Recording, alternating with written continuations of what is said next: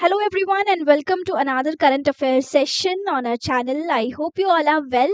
Please let me know if I'm audible and visible in the comments. I believe everything is fine. Let us get started. आज के current affairs के session को हम cover करेंगे। जैसा कि आप सभी जानते हैं कि शुरुआत में हम थोड़ा सा न्यूज़ की तरफ पढ़ते हैं एंड आफ्टर न्यूज़ हम लास्ट में, बिकॉज ये current affairs purely civil services based current affairs हैं, आपको स्टेट पीसीएस और यूपीएससी में काफ़ी हेल्प करेंगे। सो न्यूज़ के बाद we simply do some questions. तो जो लास्ट में क्वेश्चंस होते हैं you have to take them seriously, because वो क्वेश्चन जो है वो purely based on UPSC and state PCS prelims pattern. Okay, if you would look, अगर आप देखेंगे, थोड़ा सा ऑब्जर्व करेंगे about the type of questions that we take, तो यू विल रियलाइज कि हाँ, वो कहीं ना कहीं करंट अफेयर्स ओरिएंटेड भी हैं। कुछ कुछ क्वेश्चंस जो है वो स्टैटिक पोर्शन से भी बनते हैं, specifically when it comes to polity. तो आप उनको अच्छे से कीजिए and let me know in the comments if आप उसे कर पा रहे हैं, उन्हें कर पा रहे हैं, कोई भी डाउट हो। चलिए, so the first important news that we have is SC status जो है that is only for Hindu, Sikhs, Buddhists, conversion to other religions and SC status. अब ये क्या न्यूज आई है इसको हम अच्छे से समझते हैं। देखो, हाल ही में सुप्रीम कोर्ट ऑफ इंडिया ने बोला है कि जो शेड्यूल्ड कास्ट स्टेटस है वो सिर्फ हिंदू, सिख्स और बुद्धिस्ट के लिए वैलिड है, राइट। अगर कोई भी पर्सन दूसरे रिलीजन, मतलब आप चाहे हिंदू हो, क्रिश्चियन हो, सिख हो, बुद्धिस्ट हो, अगर आप किसी भी दूसरे रिलीजन, चाहे वो आपका इस्लाम हो या चाहे वो क्रिश्चियनिटी हो, आप किसी में भी कन्वर्ट होते हैं, इफ़ यू गेट कन्वर्टेड, तो आपका जो ये SC का स्टेटस है, राइट, वो आप इमिडिएटली लूज कर देंगे। आपका SC का स्टेटस तुरंत खत्म हो जाता है। तो ये recently supreme court of India ने बोला है। अब देखो, इसका बैकग्राउंड क्या है। इसका बैकग्राउंड सिंपल सा है। अगर हम हिस्टोरिकली देखें तो शेड्यूल्ड कास्ट का मतलब क्या होता है, वो कम्युनिटीज जो हिस्टोरिकली अनटचेबिलिटी और कास्ट बेस्ड डिस्क्रिमिनेशन को फेस कर चुकी है। अनटचेबिलिटी मतलब छुआछूत, जिसका अबॉलिशन हम आर्टिकल 17 में भी देखते हैं, एंड कास्ट बेस्ड डिस्क्रिमिनेशन हम आर्टिकल 14, आर्टिकल 15, आर्टिकल 16 मतलब राइट टू इक्वालिटी में जनरली ये कवर होता ही है, राइट। सो ये सिंपल सा बोला गया है कि ये जो कम्युनिटीज हैं हिस्टोरिकली इन सारी कंडीशंस को फेस करती थी। गवर्नमेंट इन्हें स्पेशल स्टेटस क्यों देती है, ताकि इनको सोशल जस्टिस मिले, राइट। समाज में सभी के साथ पूर्ण न्याय हो, इक्वालिटी हो, मतलब समानता के साथ उन्हें सिंपल सा बिहेव किया जाए, और पास्ट डिस्क्रिमिनेशन जो उनके साथ हुआ है उसका कंपनसेट हम कर पाए कहीं ना कहीं, to correct our historical discrimination. और इस तरीके से हम देखते आए कि आज ये ज़्यादा प्रिविलेंट नहीं है, हालांकि कई इलाकों में आज भी ये देखा जाता है, but still because of governments efforts end of course constitution के प्रोविजंस भी ऐसे रहे हैं जो ये सब प्रोहिबिट करते हैं। बट लेटर वैदिक पीरियड के बाद अगर हम थोड़ा सा बैकग्राउंड देखें तो लेटर वैदिक पीरियड में ये इमर्ज हुआ था आपका कास्ट सिस्टम, राइट, जिसमें हम ऑक्यूपेशन के बेसिस पे क्या करते हैं, सिंपल सा है कि अपनी कास्ट को डिवाइड करते हैं। सो दैट इज इट। अब अगर हम बात करें कॉन्स्टिट्यूशनल बेसिस की की लीगल प्रोविजंस क्या है, तो मेन लॉ जो है वो constitution scheduled caste order that is from 1950, right, जिसके क्लॉज 3 में इनिशियली क्या हुआ था, सिर्फ हिंदूज को क्या दिया गया था, SC का स्टेटस दिया गया था, राइट। बट लेटर 1956 में सिख्स को भी इंक्लूड किया था और 1990 में बुद्धिस्ट को भी इंक्लूड किया। बट क्रिश्चियंस और मुस्लिम्स अभी भी इंक्लूडेड नहीं है। प्लीज रिमेंबर, अभी भी इस एक्ट के तहत, इस ऑर्डर के तहत Christians and Muslims are still not included. तो कोर्ट ने क्या एग्जैक्टली बोला, सुप्रीम कोर्ट ऑफ इंडिया ने बोला कि लॉ बिल्कुल क्लियर है, स्ट्रिक्ट है, राइट। अगर आप रिलीजन चेंज करते हैं तो आपका बिल्कुल ये है कि जो स्टेटस आपको मिला है वो स्टेटस के लायक अब आप नहीं होंगे, सिंपल सी बात है, right. So status will be lost. Court का लॉजिक इसके पीछे क्या रहा है, तो कोर रीजनिंग जो यहाँ पे दी है वो ये दी है कि कास्ट सिस्टम मेनली जो है वो हिंदू सोसाइटी से लिंक्ड माना जाता है, राइट। ये जो कास्ट सिस्टम जो प्रेवलेंट रहा है हिंदू सोसाइटी से लिंक माना जाता है। सिखिज्म एंड बुद्धिज्म ये सेम सोशल बैकग्राउंड से निकले हैं, तो SC के जो बेनिफिट्स हैं वो उन्हीं रिलीजन्स तक लिमिटेड है। Got it. तो ये एक मेजर क्राइटेरिया और मेजर यहाँ पर हम देख पा रहे हैं जो कि हियरिंग और बोल सकते हैं ऑर्डर में आई है। अब देखो इसके इम्प्लीकेशंस क्या है ये थोड़ा हम डिस्कस कर लेते हैं। अगर किसी का भी एससी का स्टेटस चला गया तो क्या होगा? सिंपल सी बात है कि सबसे पहले तो जो रिजर्वेशन है, जो बेनिफिट्स हैं, राइट, इक्विटी लाने के लिए वो यहाँ पर नहीं मिल पाएगा। और जो स्पेशल लीगल प्रोटेक्शन होता है, स्पेशल लीगल प्रोटेक्शन, ये भी नहीं मिल पाएगा बहुत से लोगों को, राइट। तो ये दो चीज़ें हैं जो इम्पॉर्टेंट है। और इससे कौन कौन से एरियाज इम्पैक्ट होंगे, चाहे वो आपके जॉब्स हों, चाहे वो आपके एडमिशन्स हों, मतलब किसी भी तरह की एजुकेशनल अपॉर्चुनिटीज़ हो गई, राइट, किसी भी तरह का रिजर्व सीट जो पॉलिटिक्स में देखते हैं हम SC STs के लिए। एंड ऑफ कोर्स अगर हम बात करें तो लीगल सेफ्टी में भी यहाँ इम्पैक्ट किया जाएगा। कॉन्स्टिट्यूशन से लिंक करें तो हम ये जानते हैं कि article 341 NC-SC that is SC list को डिफाइन करता है एंड प्रेसिडेंट डिसाइड करते हैं कि शेड्यूल्ड कास्ट कौन सी होगी। ठीक है, तो ये कुछ कॉन्स्टिट्यूशनल बैकिंग है, ये सारी चीजें आपको पता होनी चाहिए। पार्लियामेंट इसमें चेंजेस कर सकती है। तो अब आपके लिए सवाल ये है कि यहाँ पर अगर डिस्क्रिमिनेशन अभी भी हो रहा है तो आप मुझे बताइए कि बेनिफिट्स मिलने चाहिए, नहीं मिलने चाहिए, या SC स्टेटस जो है वो रिलीजन बेस्ड होना चाहिए, नहीं होना चाहिए। तो ये आप मुझे अपना जो भी ओपिनियन है वो बता सकते हैं। Okay, so that is it for the first news. चलिए next we have is no fault compensation policy for COVID-19 vaccine adverse effect. 6-7 साल होने आए हैं। देखो कहानी कहाँ से शुरू होती है। COVID-19 पैंडमिक के टाइम पर हमें पता है कि सरकार ने क्या किया था, सरकार ने, गवर्नमेंट ने मास वैक्सीनेशन को शुरू किया, राइट। और ये कंपलसरी था, कई लोगों को जो नहीं चाहते थे उसके बावजूद भी लगवाना पड़ा, बिकॉज बहुत जगह परमिशन नहीं मिलती थी आने जाने की। करोड़ों लोगों ने वैक्सीन लगवाई। हम जानते थे दो ही वहां पर नाम काफी फेमस थे उस समय, कोविशील्ड और कोवैक्सीन, राइट। तो ये दो मेजर क्या रही हैं, वैक्सीन रही है। अब रेयर केसेस में क्या हुआ है, कुछ लोगों को कुछ सीवियर साइड इफेक्ट्स हुए हैं, right, severe side effects after immunisation. देखो माइल्ड इफेक्ट्स तो सभी को हुआ है, आपको भी बुखार वगैरह तो आया ही होगा after first and second shot. और कहीं कहीं पर बट क्या हुआ है, कुछ सीवियर साइड इफेक्ट, और बहुत जगह देखा गया है कि डेथ भी हुई है किन्हीं किन्हीं केसेस में। तो इसके बाद ये डिमांड आई कि वैक्सीन से अगर नुकसान हुआ है तो क्या हमें कंपनसेशन मिलना चाहिए कि नहीं, राइट। सो ये यहाँ पर ऑब्जर्वेशंस आई है, लेट अस अंडरस्टैंड। कुछ लोगों ने सुप्रीम कोर्ट ऑफ इंडिया में पिटीशन फाइल करी कि गवर्नमेंट को क्या लाना चाहिए, no fault compensation policy. No fault, कि हमारा इसमें कोई फॉल्ट नहीं था फिर भी हमने नुकसान झेले, राइट। तो ये पॉलिसी यहाँ पर सरकार को लानी चाहिए। तो नो फॉल्ट कंपनसेशन मतलब समझ रहे हो, नो फॉल्ट मतलब विक्टिम को कंपनसेशन मिलेगा विदाउट प्रूविंग कि किसकी गलती है। सिंपल सी बात है। तो यहाँ पर डिमांड ये हुई। अब नॉर्मल केस और नो फॉल्ट केस में क्या होता है, देखो ये दोनों चीजें बहुत डिफरेंट है ना। अगर मैं आपको बताऊं कि नॉर्मल केस जो है और नो फॉल्ट केस जो है, इसमें आखिर थोड़ा सा फर्क है। तो सबसे पहले नॉर्मल केस की बात करें तो हमें प्रूफ देना पड़ता है ना। अगर आप कभी भी कंपनसेशन डिमांड करोगे तो प्रूफ देना पड़ता है कि किसकी गलती है, right, whose mistake it is. ये आपको प्रूफ देना पड़ता है, it is mandatory. But no fault के अंदर क्या है, प्रूफ इज नॉट नीडेड। समझ में आया, दैट इज द डिफरेंस। दूसरी चीज कि नॉर्मल सिस्टम काफी टाइम कंज्यूमिंग है ना। नो फॉल्ट जो है ये काफी ज्यादा रैपिड है, मतलब it is fast, not that time consuming. तीसरी चीज की लीगल फाइट होती है when it comes to normal case, है ना। और नो फॉल्ट के अंदर सिंपल सा है कि आपको डायरेक्ट कंपनसेशन मिलेगा। ये कुछ बेसिक डिफरेंसेस हैं। तो नो फॉल्ट कंपनसेशन इसीलिए यहाँ पर क्या कर रहे हैं, क्योंकि बहुत सारे जो दूसरे देश हैं, है ना, जैसे ऑस्ट्रेलिया, UK, जापान, ये ऑलरेडी ऐसी प्रैक्टिसेस जो है वो फॉलो कर रहे हैं। तो पॉलिसी का आइडिया क्या था, अगर लागू होती है तो वैक्सीन के बाद जो भी सीरियस इंजरी या डिसेबिलिटी या डेथ हुई है तो गवर्नमेंट डायरेक्टली फाइनेंशियल कंपनसेशन देती है। गवर्नमेंट का स्टैंड क्या था, गवर्नमेंट ने ये बोला कि नो फॉल्ट पॉलिसी की कोई नीड नहीं है। गवर्नमेंट का ये टेक था कि it is not needed, right.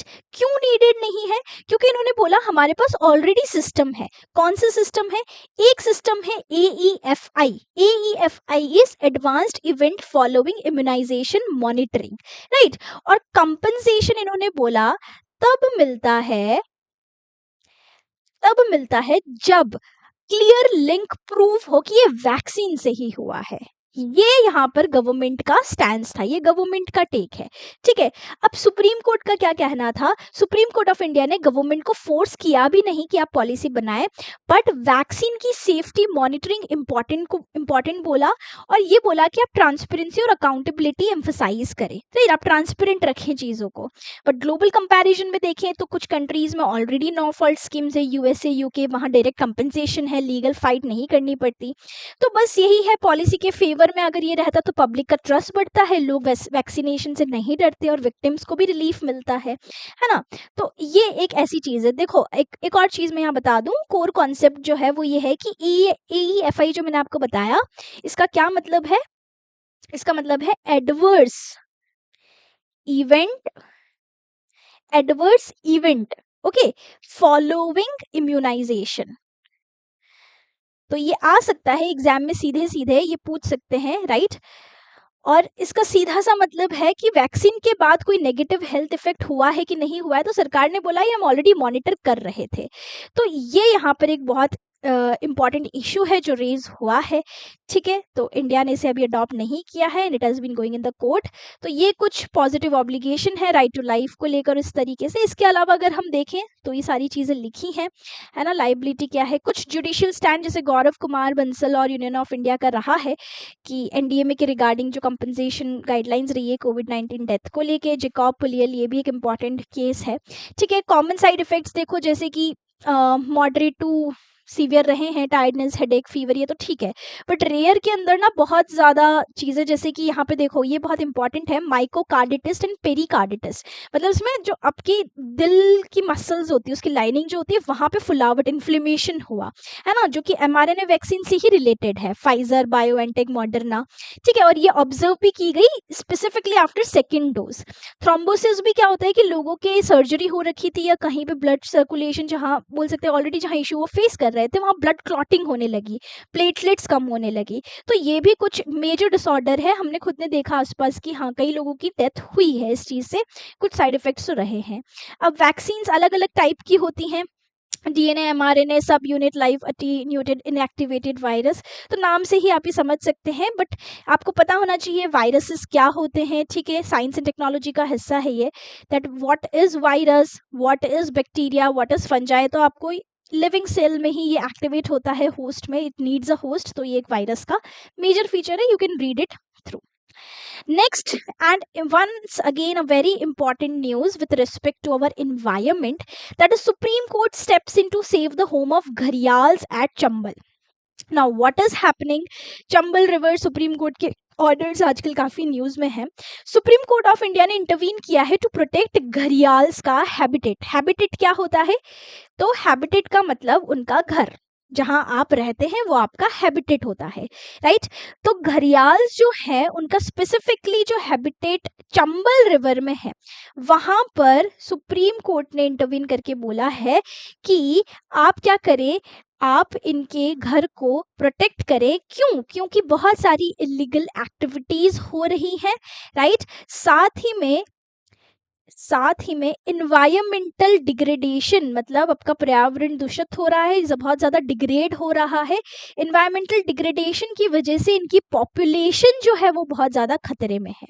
Okay, so supreme court of India to step the fragile lotic flowing world. Lotic और लेंटिक ये कुछ जोन्स होते हैं, तो जो पानी बहता हुआ जाता है उसे लोटिक जोन कहते हैं, ठीक है। नेशनल चैम्बल सेंचुरी में, जहाँ पर क्रिटिकली एंडेंजर्ड घड़ियाल या फिश ईटिंग क्रोकोडाइल्स जो है वो मिलते हैं, एंड इट इज सिचुएटेड जो ट्राई जंक्शन पे है। तो देखो घड़ियाल्स कुछ इस तरीके के होते हैं, ये मगर से थोड़ी डिफरेंट है। इनके जो फेस है थोड़ा बीक जैसा होता है, मतलब इनका जो मुंह होता है काफी पतला सा और इस तरीके से होते हैं। मगरमच्छ आपने देखा होगा वो थोड़े से बड़े होते हैं ना। तो ये एक रेयर क्रोकोडाइल की ही स्पीशीज है। इनका स्नाउट मतलब मछली पकड़ने के लिए बहुत परफेक्ट होता है, ये जो इनका स्नाउट है, long, which is very long and narrow snout, है ना। Mostly it feeds on fish. तो ये फीड तो फिश पे ही करता है और ये बहुत ज़्यादा मददगार होती है, इसीलिए इस तरीके से इसका स्ट्रक्चर है। इंडिया में फिलहाल ये क्रिटिकली एंडेंजर्ड की कैटेगरी में आता है। आपको मुझे बताना है कि कौन लिस्ट करता है कि कौन सा स्पीशी क्रिटिकली एंडेंजर्ड है, ये सारी चीज़ें यू शुड नो। ठीक है, अब देखो चंबल रिवर का इंपॉर्टेंस क्या है, नेशनल चंबल सेंचुरी, ये एक प्रोटेक्टेड एरिया है सबसे पहली चीज तो, just a second.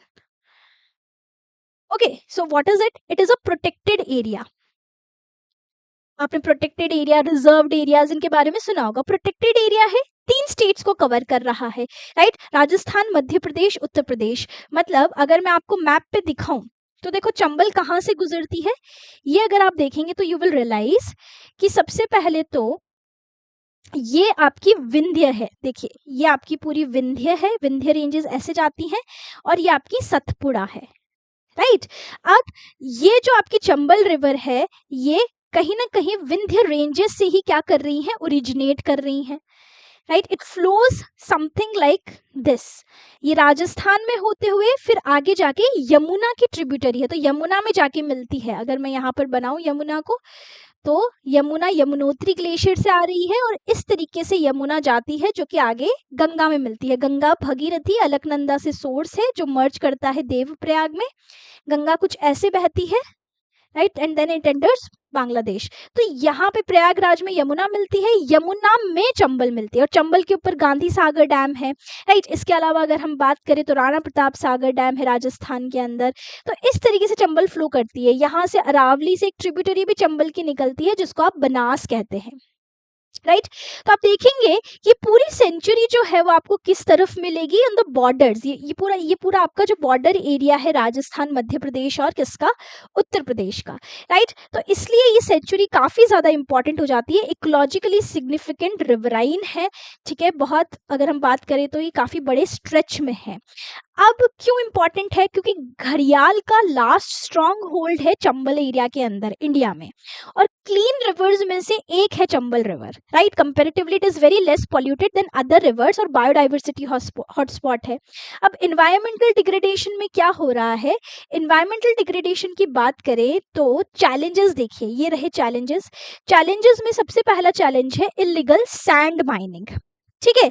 Sand mining करी जाती है, no doubt it is illegal. Rivers के क्या सैंड बैंक्स डिस्ट्रॉय हो जाते हैं, राइट। तो घड़ियाल्स को ना एग्स को नेस्ट करने के लिए, मतलब एक तरह से उनका जो अंडा देने के लिए जो नेस्टिंग करते हैं, वो उनके लिए जगह नहीं मिलती है, राइट। और फिर क्या है दूसरी चीज, कि फिशिंग और नेट्स के अंदर जो घड़ियाल्स है वो फंस जाते हैं, समझ रहे हैं।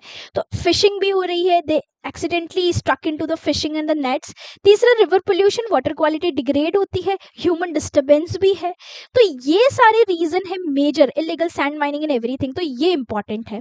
अब सुप्रीम कोर्ट ऑफ इंडिया ने अथॉरिटीज को स्ट्रिक्ट एक्शन लेने को बोला है, इलीगल सैंड माइनिंग को रोकने को बोला है, और सिंपल सा कोर्ट ने एग्जीक्यूटिव को पुश किया है कि तुम क्या करो, प्रोटेक्ट करो इन्वायरमेंट को, है ना। अब देखो इसका लीगल एंड कॉन्स्टिट्यूशनल लिंक अगर हम देखते हैं तो हमें भी पता है कि डीपीएसपी का आर्टिकल कौन सा, 48A, है ना।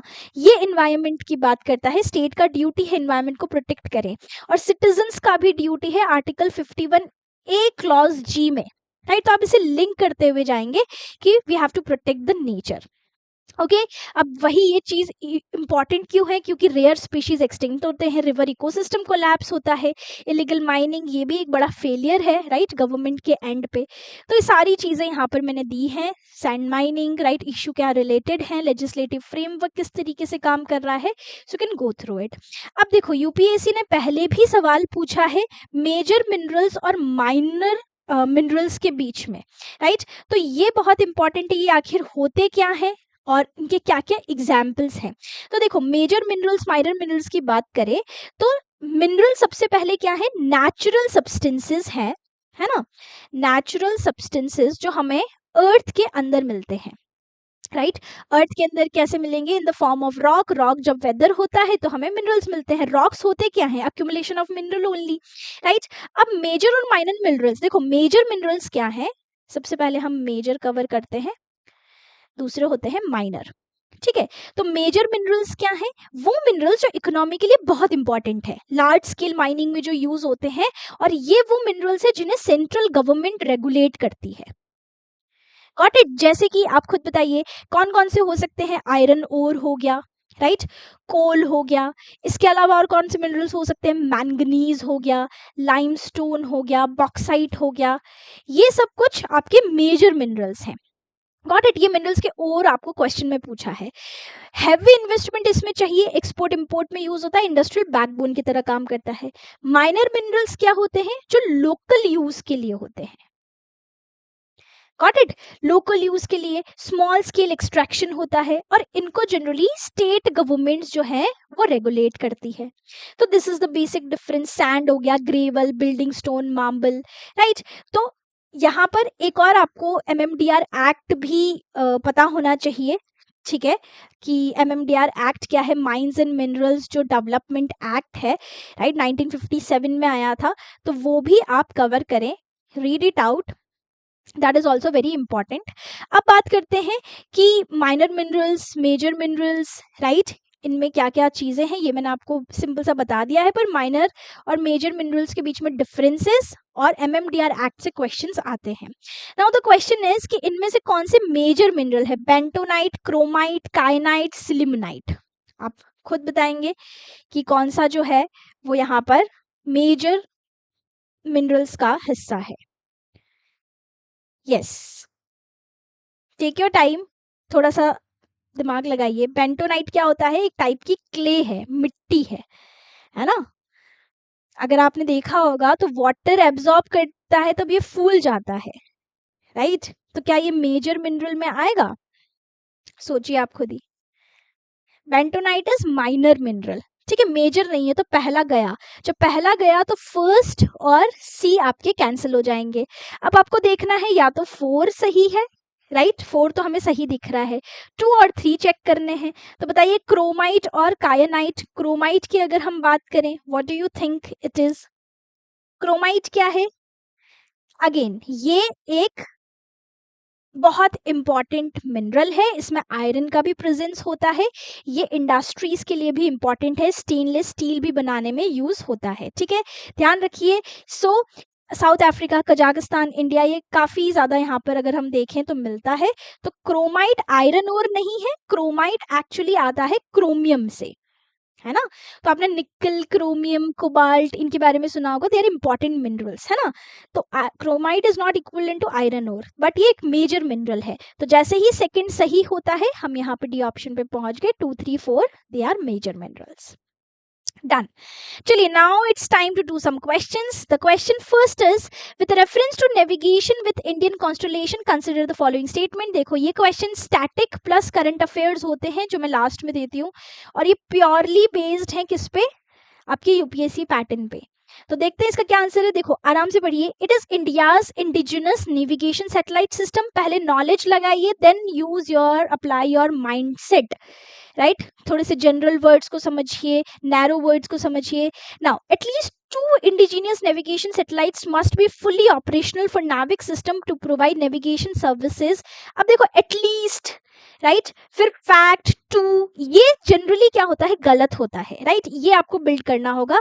पहला हम जानते ही हैं, नॉलेज से हम लगा पाए हैं, so yes that is correct, ठीक है। इसकी पूरी यहाँ पर मैंने क्या दे रखी है आपको, यहाँ पे देखो, यूपीएससी जनरली फैक्ट के साथ थोड़ा सा क्या करता है, इधर उधर होता है। Now the Sujal Gaon ID, Sujal, Sujal, right, Sujal Gaon ID, it is a unique identification number issue to rural household receiving piped water supply. नाम में ही मतलब देखिए, code use to monitor ground water extraction, identification number assign to water treatment plants under rural drinking water scheme.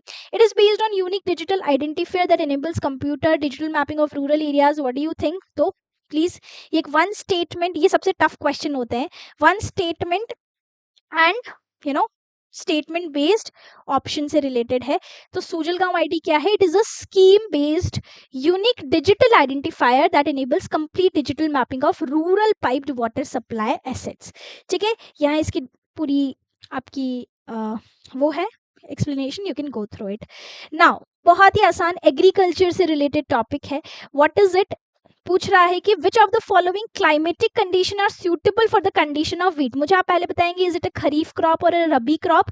तो एक रबी crop है ना, एक राबी क्रॉप है, जिसका जो सिंपली अगर मैं कहूँ, हार्वेस्टिंग अभी मार्च अप्रैल में होती है, तभी हम बैसाखी मनाते हैं और इसको सो किया जाता है अक्टूबर नवंबर में। तो कूल ग्रोइंग सीजन चाहिए with bright sunshine during ripening, yes absolutely. Temperature 10 से 15 degree of sowing, temperature of about 21 to 26 degree during ripening, annual rainfall exceeding 150 centimetre, 150 centimetre. बताइए, आराम से आप इसका आंसर दे सकते हैं। बी कॉरिडोर्स क्या है? Please go through it. It is an initiative launched by Ministry of Environment to replace ornamental plantation with native nectar-rich species along highways. The corridors will facilitate pollinators by providing food throughout the year. तो ministry देखिए सही है कि नहीं है. Let us see. खाग island, अभी Iran issue, middle east issue चल रहा है. खाग आइलैंड बहुत ज्यादा इंपॉर्टेंट है. क्या ये कोरल आइलैंड है in Persian gulf? And does this lie in the exclusive economic zone of Qatar? Which of the following is correct? So yes, please remember कि A option is correct. Just a second.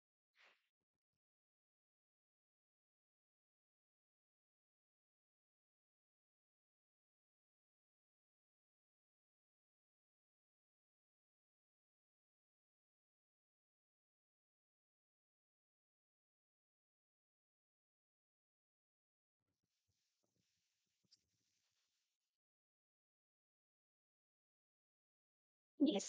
Okay, so it is a coral island in the Persian Gulf. Yes, please remember कि ये coral island है Persian, और coral reefs, coral bleaching, right? ये news में रही है, coral bleaching, coral reefs.